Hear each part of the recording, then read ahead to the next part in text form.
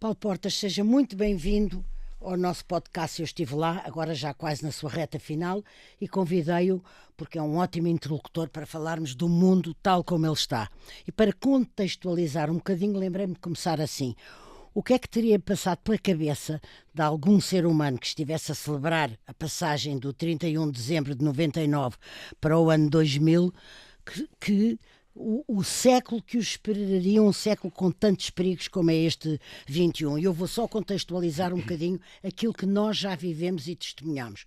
O assalto às Torres Gêmeas no dia 11 de setembro de 2001, a crise de 2008, a crise das dívidas soberanas, a primeira guerra da Ucrânia em 2014, a pandemia Covid, a invasão da Ucrânia pela Rússia em fevereiro de 2022, o ataque do Hamas a Israel de 7 de outubro de 23 e uma aparição na cena internacional, matando nos mares dos Houthis, assaltando barcos e assassinando gente no Mar Vermelho.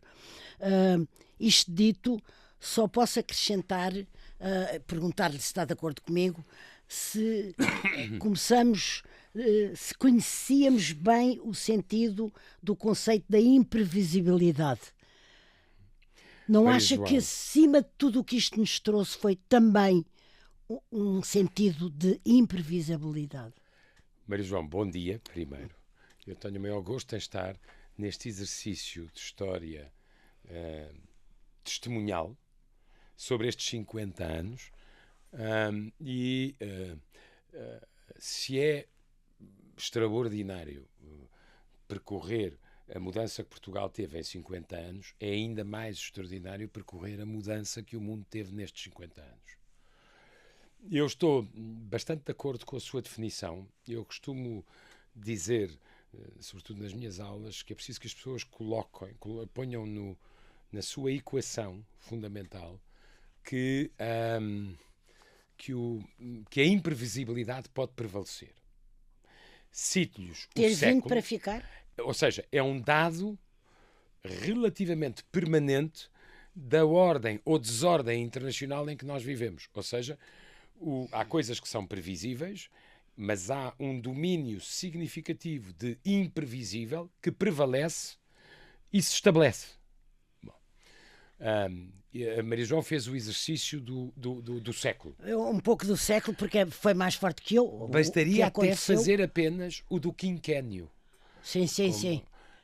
Porque nós, se olharmos para o que nos aconteceu nos últimos 4 a 5 anos, ficamos bastante preocupados. Nós tivemos uma epidemia com caráter global, portanto, uma pandemia.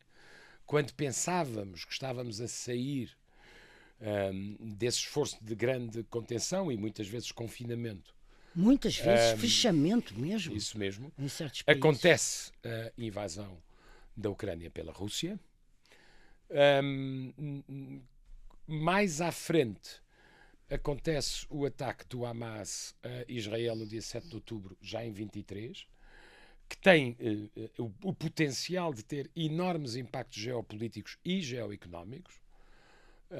E depois a derivada perigosa, porque se trata de uma zona do mundo onde passam entre 12% a 15% do comércio de mercadorias e quase 30% dos contentores, a ameaça sobre a navegação livre no canal do Suez e no Mar sim, claro. Bom, é muita instabilidade.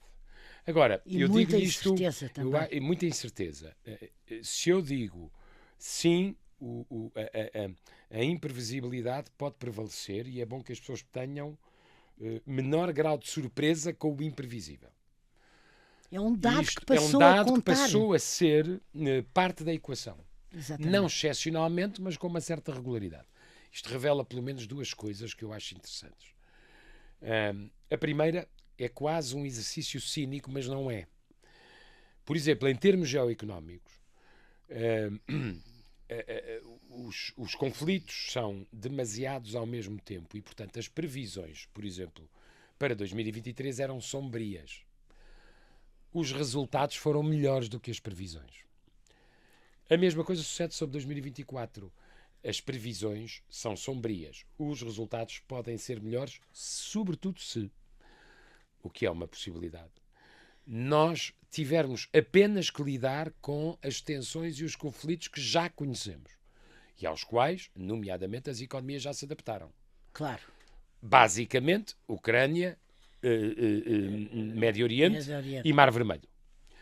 E se não houver nenhum conflito novo ou nenhuma tensão com escalada militar e impacto regional ou global, nós também já aprendemos a viver com as crises que conhecemos.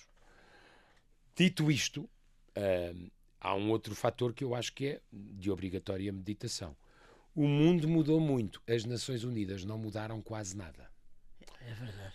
E tanto se fala que têm que mudar. Nós temos se se pode falar numa desordem internacional, é essencialmente porque as instituições e agências da ordem mundial são de uma eficácia muito escassa.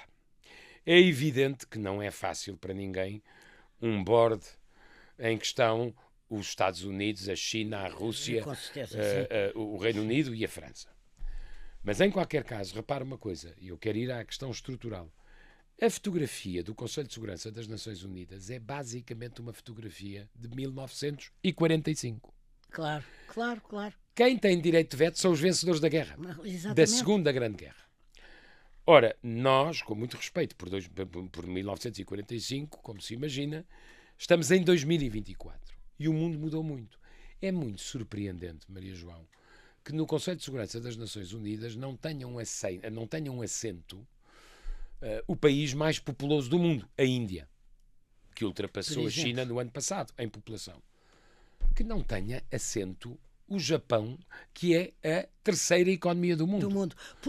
Ou o Brasil, que é uma das economias emergentes mais importantes do mundo. Só para lhe dar 3 exemplos. A que é que devemos atribuir? A que a Organização Matricial das Nações Unidas é a organização escrita pelos vencedores da guerra. Exatamente, claro. Como passaram 70 anos. Sim.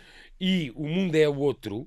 Eu, por exemplo, acho muito mais próximo da realidade do que o mundo é, embora não tenha as mesmas competências, nem as mesmas presumíveis eficácias. Eu acho o G20 muito mais próximo do mundo tal qual ele é hoje. Onde estão os grandes de sempre, os novos grandes, os próximos grandes. Onde está quem deve estar. Onde está quem conta. Claro. E ainda por cima podem fazer convites a quem pode ser, a quem tenha interesse e venha a contar mais à frente. É absolutamente relevante, quando o mundo tiver um pedaço de sossego, não está fácil, encontrar alguma plataforma de reforma das Nações Unidas, porque, na verdade, estão muito paralisadas, estão particularmente paralisadas em 2 aspectos.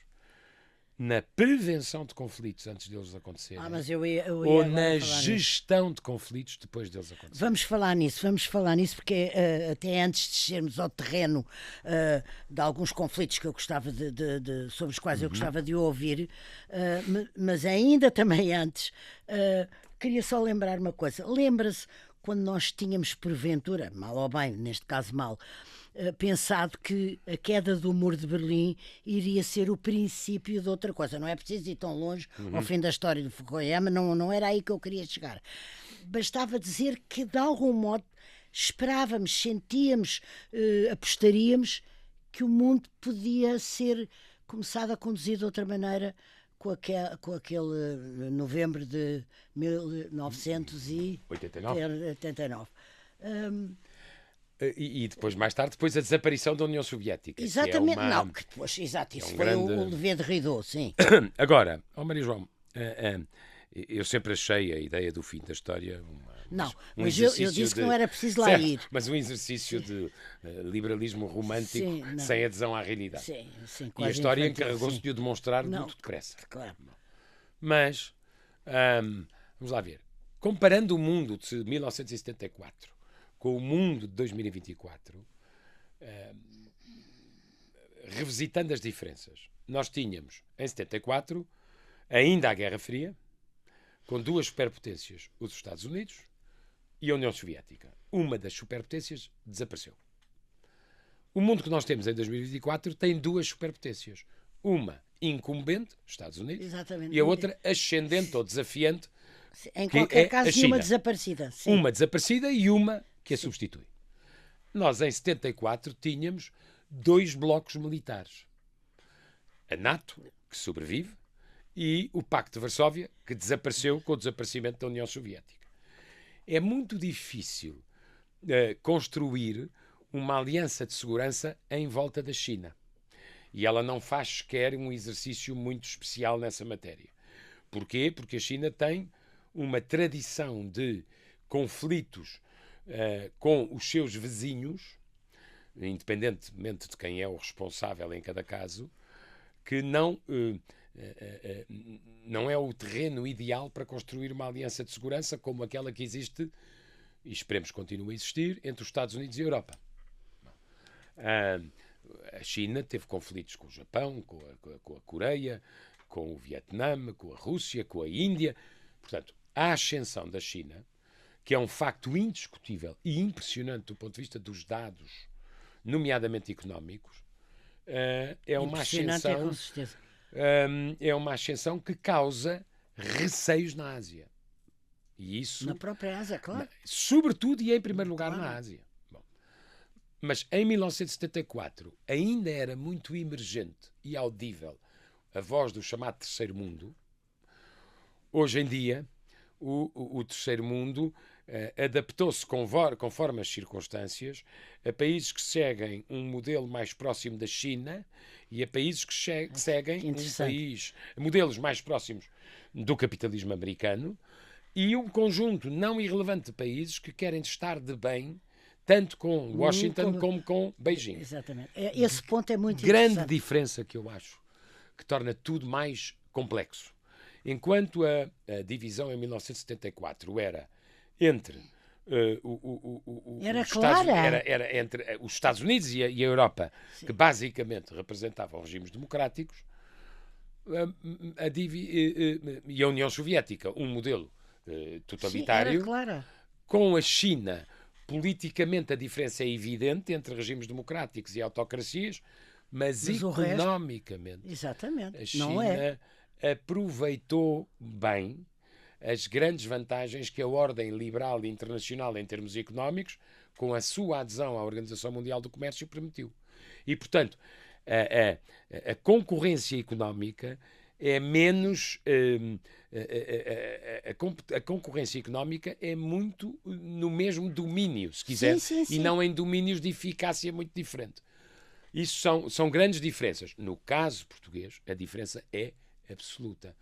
Porque Portugal foi o último império europeu. Eu queria guardar isso para... Sim. Teve em 50 anos que se readaptar às suas circunstâncias geoestratégicas. Mas mantendo as alianças. Mas mantendo as suas alianças e reencontrando destinos. Exato. Se pensar bem, 50 anos na vida de cada um de nós é muito significativo. No tempo histórico não é quase nada. Não. Eu, aliás, acho que isso foi uma performance nossa que não é suficientemente sublinhada, não é suficiente, e que é notável. Não é suficientemente. Podíamos já só dizer uma coisa sobre isso. É muito extraordinário que Portugal tenha conseguido refazer as suas relações com as antigas possessões, e que são Estados independentes e soberanos, sim, onde, em alguns casos, houve guerra, e, portanto, que Portugal tenha conseguido refazer, mercê de um grande consenso e estabilidade na política externa durante muitas décadas, as suas relações, não só entre povos, que eu acho até bastante natural, mas entre as autoridades. E hoje em dia Portugal consiga ter, nos limites da sua força, como é evidente, uma política lusófona que faz sentido. Outra coisa é se podia ser mais eficiente. Não, isso podia, com a certeza, outra dimensão que eu quero sublinhar é que nós não somos muitos milhões, Maria João. Temos uma população envelhecida. Portugal foi capaz de absorver 1 milhão de pessoas que viviam em África. E isso com enormes traumas e com enormes dores. E com luto e choro e lágrimas. E ao mesmo tempo com sobrevivência e reinvenção. O que sociologicamente, socialmente e economicamente Portugal absorveu. É um feito, absoluto. É um feito porque noutros casos a tendência teria sido para o conflito, não para a integração e a reinvenção. Olha, eu como nação. estou a gostar tanto deste tema que o Paulo introduziu antes de eu, por mim, ter chegado lá, que vou permanecer nele. Gostava também de o ouvir, porque nada disso teria sido possível sem também a parte de leão da diplomacia.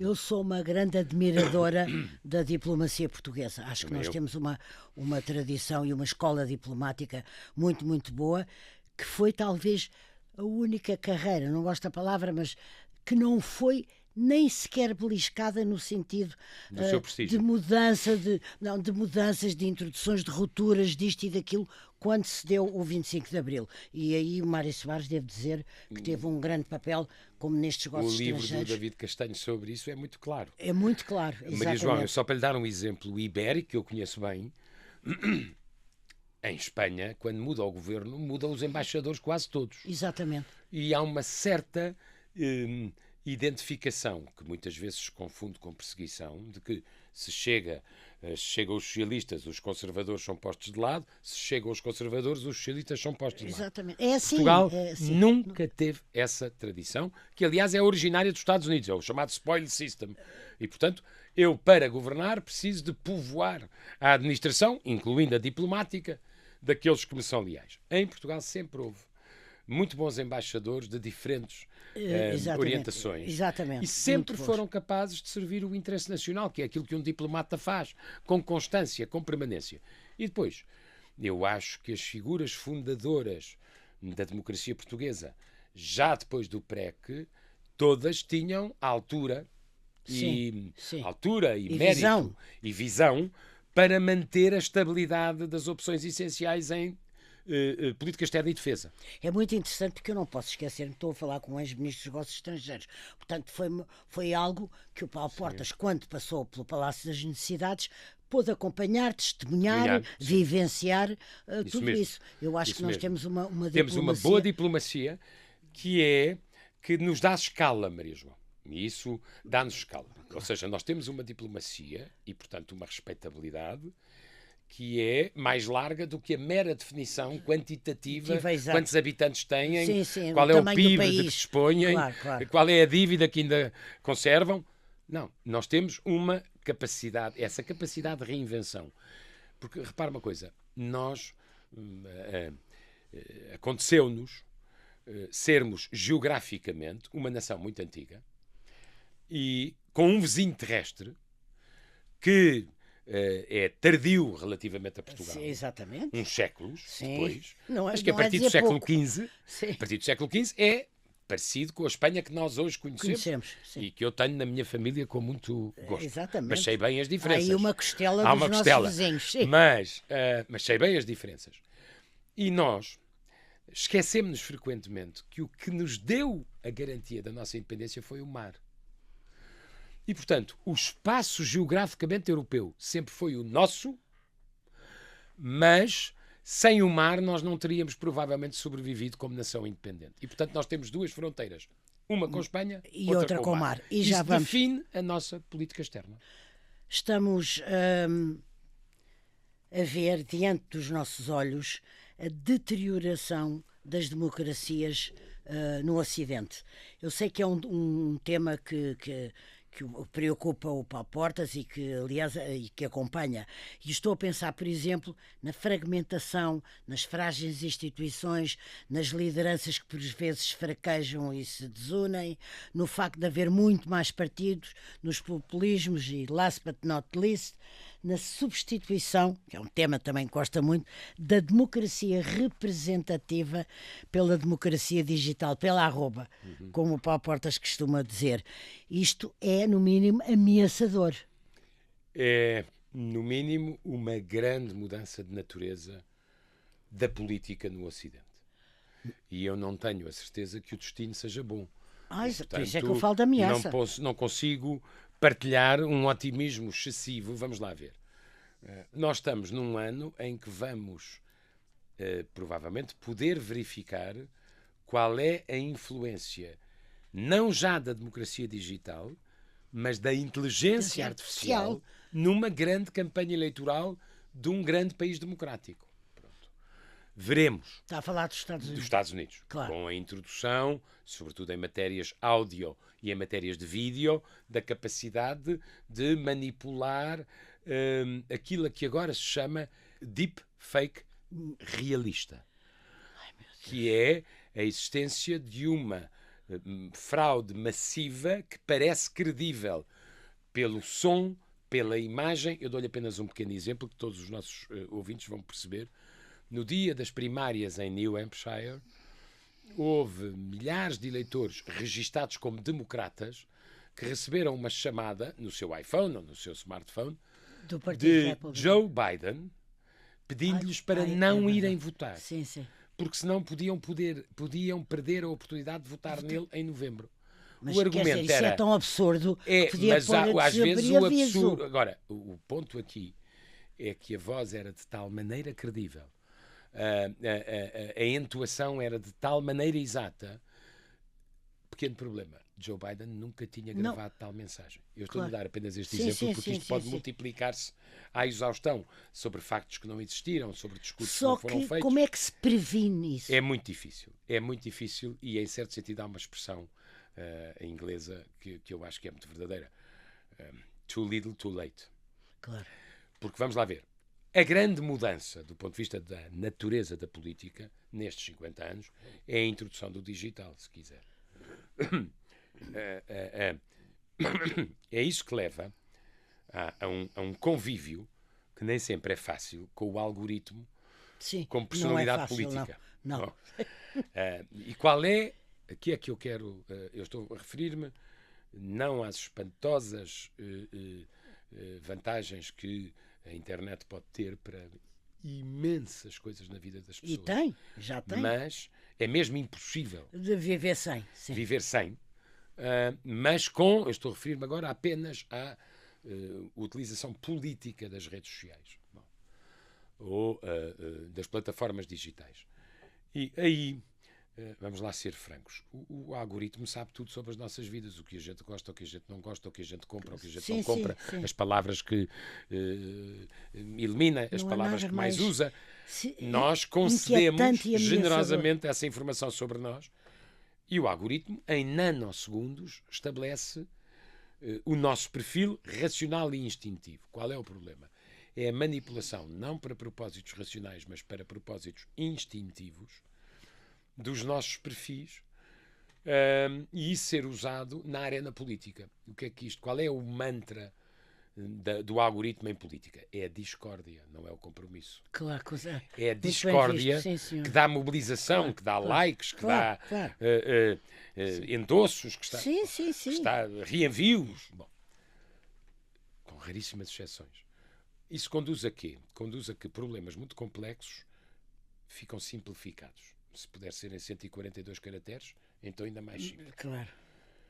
Mas problemas como as alterações climáticas ou as migrações não se resolvem com 102 caracteres. São muito difíceis de resolver e não há soluções perfeitas, aliás. Mas a segunda coisa que me parece muito séria é que há com demasiada frequência a substituição do argumento pelo insulto. Do argumento? Pelo insulto.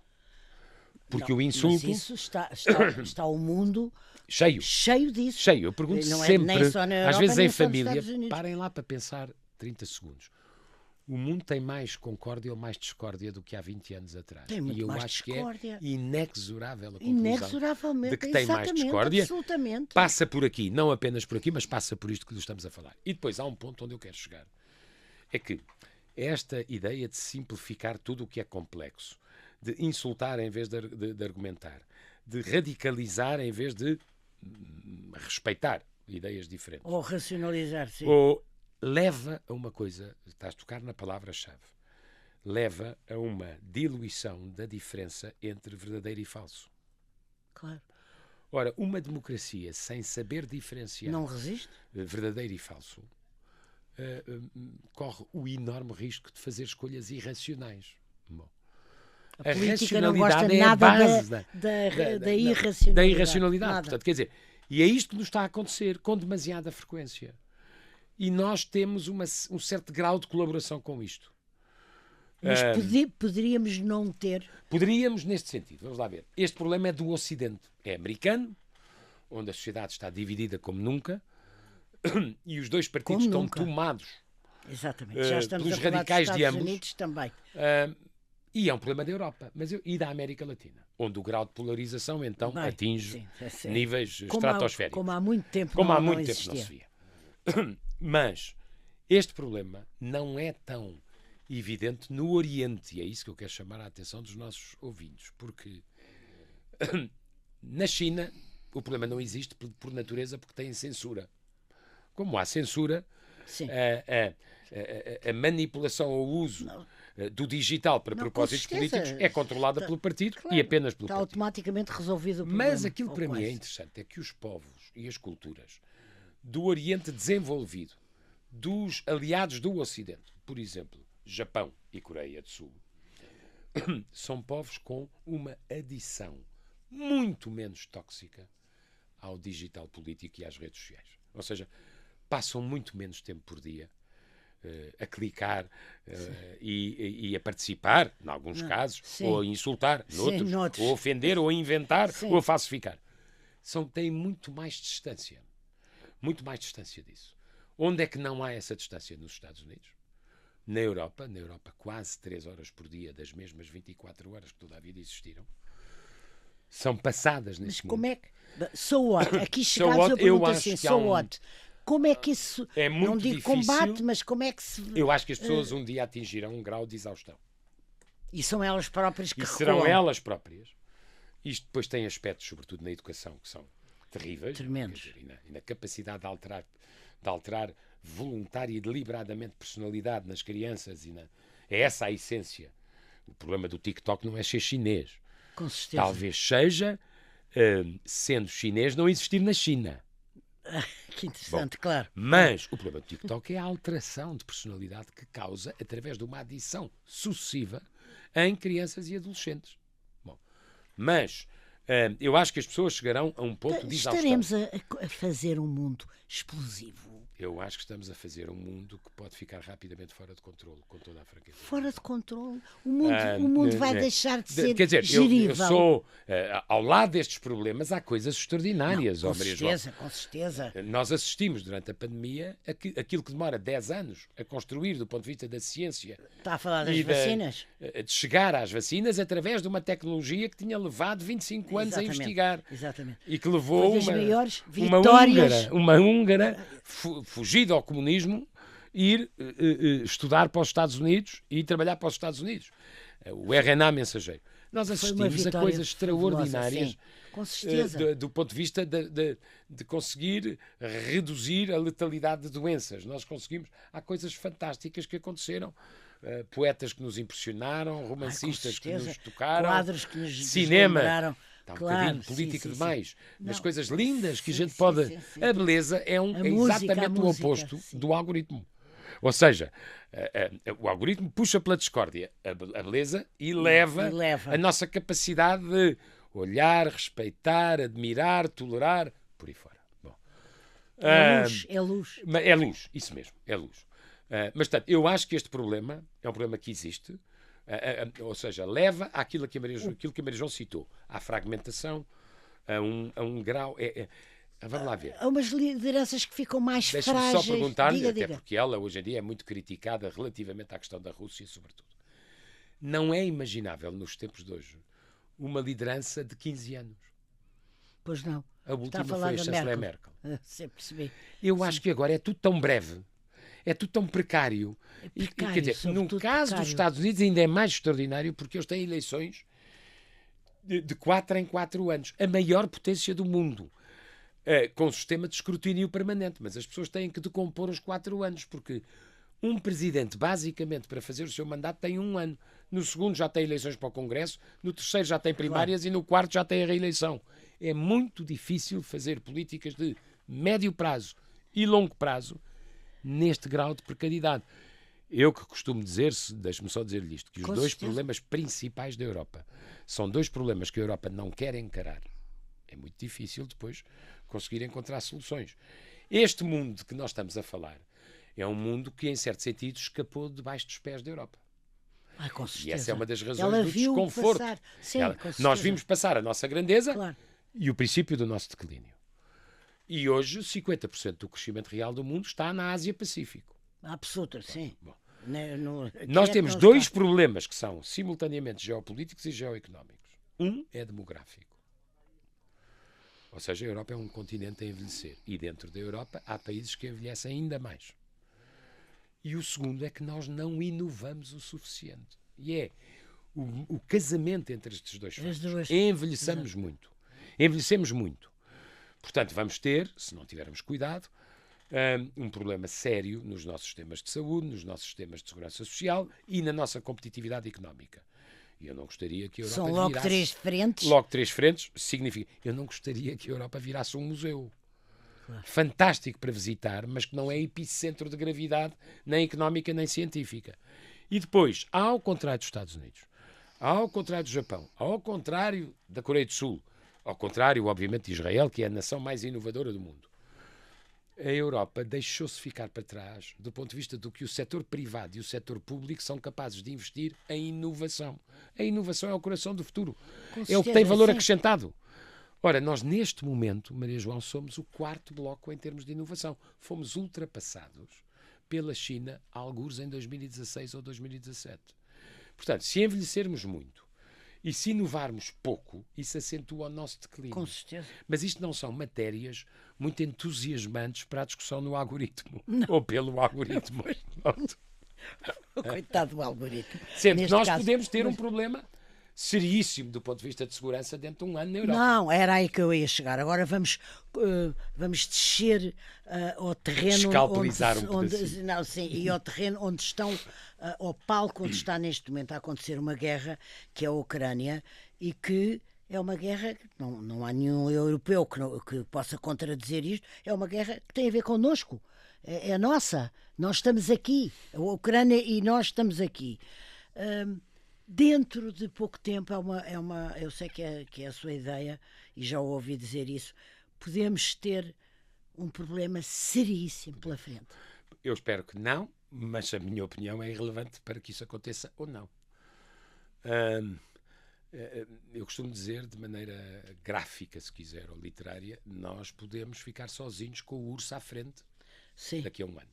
Sendo que o urso é a Rússia. Claro. Bom, percebemos. Também há ursos em outros lugares. Mas, o que é que eu Só acho que eu diria ainda mais feroz. Um urso às vezes pode ter um lado... É um urso expansionista? Sim. É um urso imperialista, portanto. O que é que eu acho que é...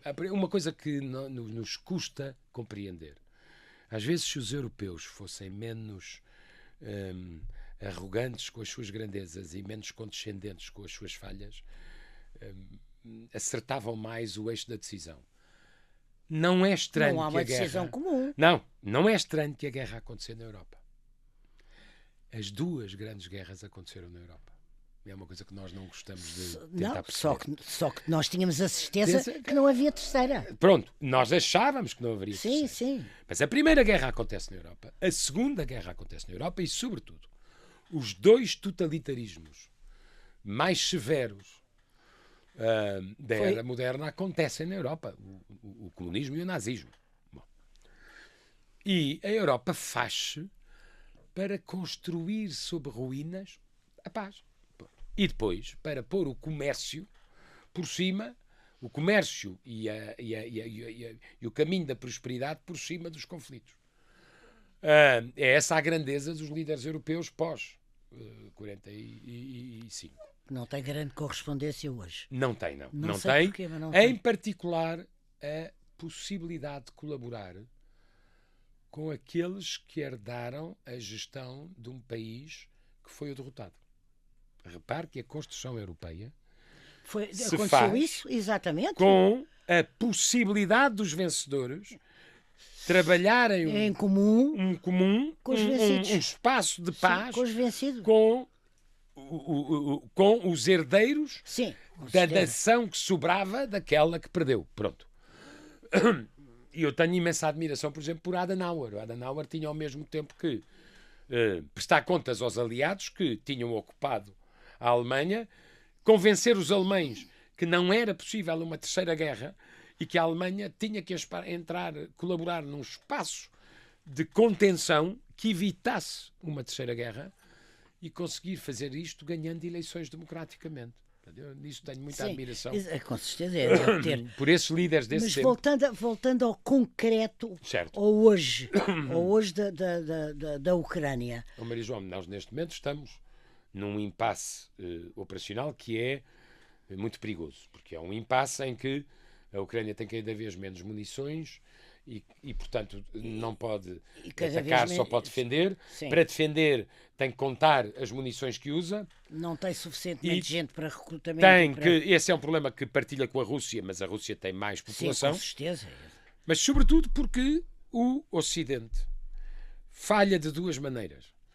Falha o consenso político nos Estados Unidos para financiar a Ucrânia, mas falha também na Europa. E falha na Europa porque abandonou a sua capacidade industrial de produção de defesa. Mas não é só isso. A Europa não está unida na certeza e na convicção de ter que ajudar a Ucrânia. Não está, mas e sobretudo a Europa não está unida numa coisa que eu ainda acho mais periclitante. Nós, se houver um triunfo do isolacionismo nos Estados Unidos, nós ficamos com o urso à frente. E eu não estranharia, não estou a dizer que vai acontecer, mas eu não estranharia que, se Trump vencer, entregue a Ucrânia a Putin, dando a Putin uma vitória política que ele não teve militarmente. Não se consegue pior. Isso não se pode imaginar pior, porque Putin terá percebido e aproveitado as fraquezas do Ocidente. Ou seja, eles não aguentam. Eles não aguentam uma posição de não podemos dar-lhe essa vitória. Não, mas quer dizer, não se pode. Sobretudo por uma razão, Maria João. Ele já fez, em 22 anos, 8 intervenções fora da Rússia. De pequeno alcance, médio alcance, e agora esta de grande alcance. Ainda antes da Crimeia, em 2014, já tinha feito. Desde o início. O que é que essas intervenções têm em comum? Todas foram feitas em antigas repúblicas soviéticas, incluindo a Ucrânia, claro. Ou a Geórgia, ou a Bielorrússia, ou o Cazaquistão. Tudo isso eram antigas repúblicas soviéticas, hoje países independentes. Se Putin prevalecer na Ucrânia, quem é que nos garante que ele para na Ucrânia? Ninguém. É que o passado diz que não para. O presente mostra-lhe a fraqueza do Ocidente. E atenção, no futuro, os Bálticos estão lá perto. E, portanto, se ele der um passo para os Bálticos, Maria João, o artigo 5º é para aplicar, sim ou não. E então aí começa oficialmente uma terceira guerra. A NATO sem o artigo 5º é uma ONG. Não. Sim, quer dizer, ou nós defendemos os aliados em caso de ataque, quem é atacado é protegido pelos outros aliados, ou isto é um think tank. Pronto. É essa a questão que podemos não ter essa questão. Tenho pena de me despedir dos nossos companheiros que nos acompanham e companheiras na rádio, mas, claro, vão continuar, todos os que quiserem, connosco em podcast. Eu também gostei muito e vamos continuar. Vamos continuar. Mas não é garantido que nada disto aconteça daqui a um ano, mas pode acontecer. Pode acontecer. Mas e também pode acontecer, não isso, mas uma guerra que se eternize, tendo em conta que a eternidade agora pode ser 5 anos ou 6, não é? Há sempre uma diferença. Não há eternidades em democracia. Sim. Mas há presidentes vitalícios nos regimes autoritários. Portanto, o tempo, desse ponto de vista, joga a favor de Putin. E o problema é uma coisa que é, durante a Guerra Fria, os presidentes e os primeiros-ministros conseguiram aguentar a Aliança Ocidental. Também havia muitos pacifismos, também havia muita gente a querer que a Europa estivesse desarmada, também havia muita gente a criticar a liderança dos Estados Unidos. Mas o problema é que os europeus convenceram-se que existia uma coisa que não existe, ou seja, paz sem defesa. E abdicaram da defesa julgando que a paz era perpétua. Claro. Isto não acontece. Não é realista. E agora, o que eu tenho receio é que se esta conversa, Maria João, agradabilíssima, estivesse a ocorrer de Berlim para Norte, nós não teríamos saído de um só tema. Que era esse? Vai haver um conflito com a Rússia, certeza, sim ou não? Era esse, não há a outro. Rússia entra pelos Bálticos adentro, sim ou não?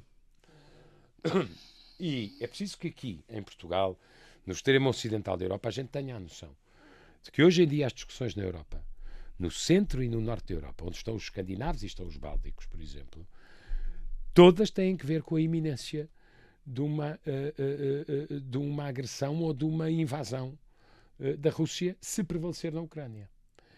E se este cenário, que nenhum de nós deseja, se aproximar de ser um cenário realista, neste momento é apenas um possível, eu aí acho que a Europa corre um sério risco entre aqueles que vão querer defender-se à séria e aqueles que acham que não têm muito a ver com o assunto. Por isso eu há pouco falava de Esse uma basta olhar para os movimentos da Alemanha, para os movimentos dos países escandinavos que aderiram à NATO, para a ansiedade permanente da Polónia, que é porventura o século XX mais trágico da Europa. Com certeza. E isso a gente tem que ter a noção. Nós estamos cá no Sul, mas não estamos isolados do mundo. As crises tocam-nos parece que não é nada connosco e é tudo connosco. É tudo connosco. Tudo connosco. Paulo Portas, eu agora gostava muito, e lembrando até este cinquentenário, de falarmos um bocadinho de nós nisto tudo. Nós, Portugal, nós portugueses, nós e a nossa democracia, agora que abril faz 50 anos, mas visto também de um ponto de vista do que tem sido a nossa política externa, do que têm sido os nossos ministros, que a gente já disse nos negócios estrangeiros, falámos neles com aplauso e da nossa diplomacia com aplauso, das nossas alianças. Gostava que parássemos aqui um bocadinho, porque estes 50 anos não foi só política interna. Não. Mas são de uma grande constância, ou seja... Tivemos a perda do Império, que já falámos nisso. O fim do Império e a sua substituição por uma realidade que não nos era estranha, que era a mas Europa, que não nos foi suficiente historicamente. Claro. Portugal teve que navegar. Claro. Hoje em dia, Portugal o que já isso estava significa... na Europa. Tanto Portugal não era nasceu na Europa, claro, fisicamente, geograficamente, mas sempre foi mais qualquer coisa do que a Europa. Esse é o meu ponto. E, aliás, mantém-no, porque...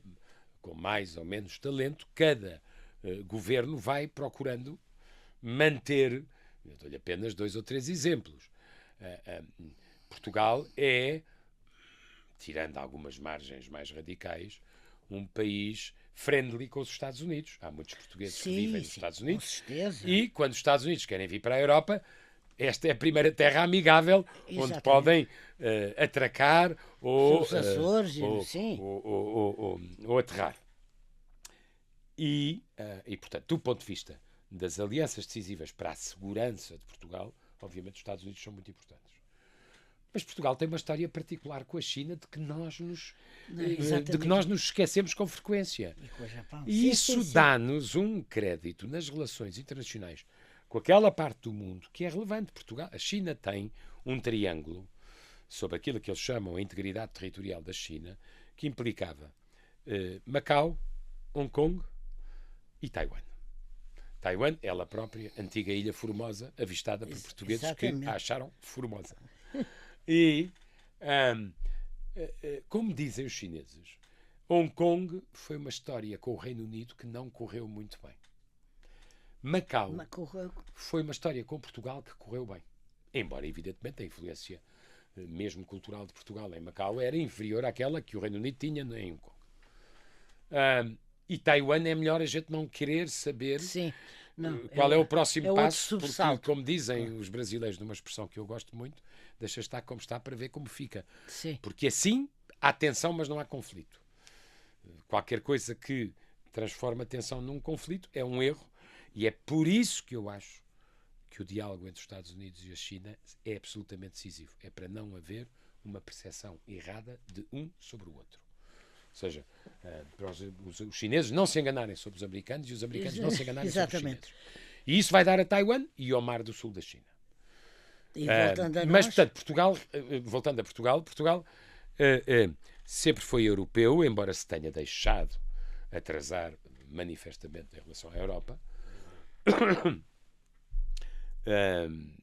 E sempre foi, mas sempre precisou de ter uma política em relação aos Estados Unidos, uma política em relação ao Oriente, uma política latino-americana que obviamente tem a primeira escala no Brasil, mas eu sempre achei, mas se a Espanha tem uma política para o Brasil, porque é que Portugal não terá uma política para o México?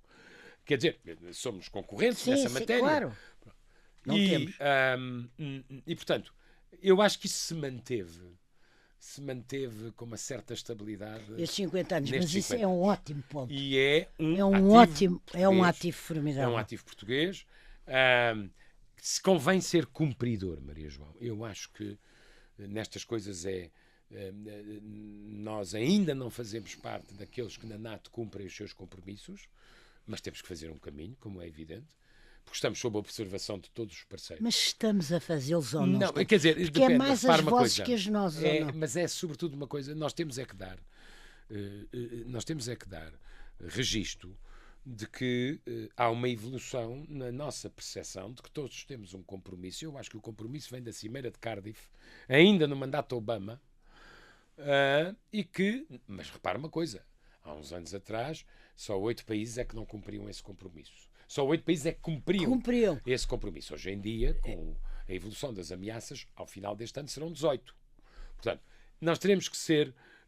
cumpridores. E depois, temos que ser absolutamente competitivos, porque a criação de riqueza, nós temos, se quiser, eu gostava de deixar esta nota que tem um lado de melancolia, mas tem um lado de esperança. O nosso maior problema, Maria João, é o déficit de capital que Portugal tem. Nós temos muito poucos grandes grupos económicos, temos muito poucos grandes grupos económicos à escala ibérica, europeia ou mundial, temos algumas grandes empresas que o são a estas escalas, mas contam-se pelos dedos. E eu costumo dizer, Portugal tem uma coisa que a Espanha não tem.